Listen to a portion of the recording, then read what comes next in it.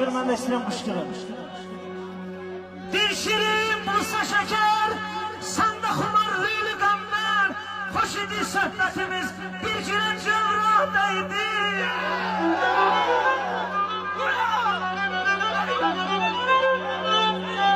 Çok qışqırma, səsin oturar. Koşulduk birbirimize, gezmeye gittik denize.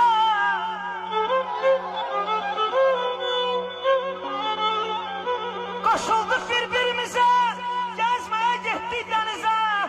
Az qala akşam idi, biz hələ daryadaydık.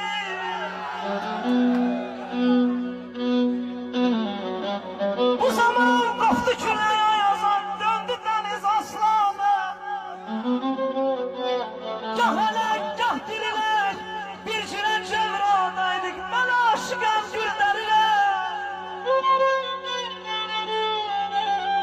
Yaz gəlirdir, güller çiçək açıb güllərinəm.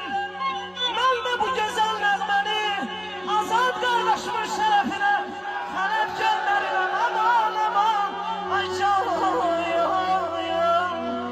əzizim. Atman, təbibim, qəlbim doludur qəmlə.